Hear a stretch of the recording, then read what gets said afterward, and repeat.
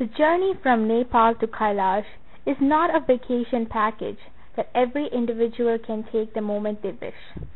It requires months of physical training that includes regular cardio exercises, yoga and meditation in order to prepare one's body to the toughest voyage in life. Every yatri is encouraged to practice breathing exercises like pranayamam for at least 6 months prior to starting the yatra in order to avoid any surprises that cannot be diagnosed. Throughout the journey, one gets to experience low oxygen levels at higher altitudes, drive on mud roads that lack vegetation, and overnight stay in mud houses with no basic sanitation. 1 yuan, which is the local Chinese currency, is sold for 8 rupees at Nepal, while it is sold for 10 rupees at the border. So all Kailash Yatris are encouraged to purchase yuan at their respective places. Electronic charging stations and telephone facilities are available at Saga and Paryang in their respective guest houses. Travel doctors prescribe a special drug called Diamox to all yatris for high altitude sickness. However, beyond Saga and Paryang, none of these facilities are available and one can find themselves completely disconnected from the outside world. This ironically makes us experience the spiritual divine connection of this place closer to our hearts.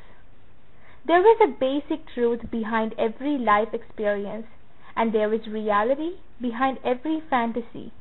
In order to fulfill the desire of being closer to a supreme divine power, we have to withdraw our souls and minds from the luxuries that we have bred all through our lives.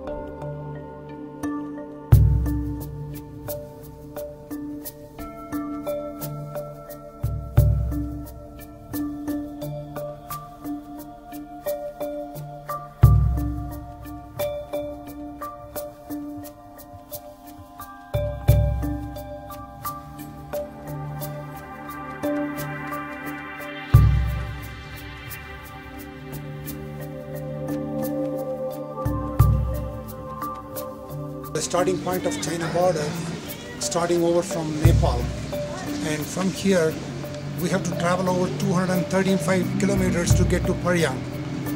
Paryang is another place which is reachable by a very bumpy road. The roads are very bumpy, too dusty. Even any dust mask cannot solve the problem of the dust over there. And temperature is pretty cold over here. I understand there is not much of snow today there. From Paryang, we have to travel over to Manasarovar, which takes about 6 to 7 hours of journey from there over there, and then we plan to go to Ashtapat. And this is all the Paryang's main market. We don't have any other thing here. Shopping is quite cheap here. You get all Chinese goods, and people are very friendly. Unfortunately, only information I would like to share is that there is absolutely no communication possible because these Tibetans, they speak Tibetan language. They don't even know Cantonese or Mandarin nor English. So as a result, we are not able to communicate with them in any way. Which is about 3 or 4 hours drive from the other place from where we left in the morning. And this is supposed to be the hotel, 5-star hotel here, which is made of mud. They call it mud house, having only 4 mud walls and a few beds, nothing else. And it's a small village having very less inhabitation. Absolutely there is no vegetation anywhere around. There's no life. People are, the only thing activity seen is construction activities. You can focus it there. You can see flags there around. That's the place of worship.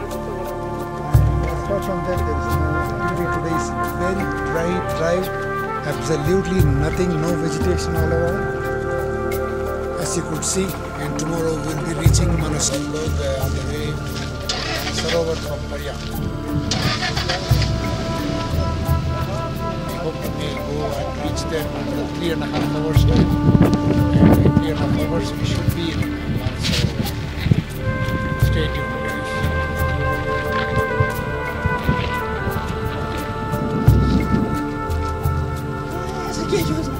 These are all my driver friends who are very experts indeed in driving this four-wheeler, and they are experts. Only they can drive this four-wheel controlled Toyota Land Cruiser. Nobody else can drive. We can drive on highway, but in this tough terrain we need experts, and they are indeed all really experts. Highly professional, highly patient, highly dedicated to the pilgrims. There is no better way to say. They never get angry, they never get upset. They are always supporting the pilgrims. That is the kind of support they have been giving us all through.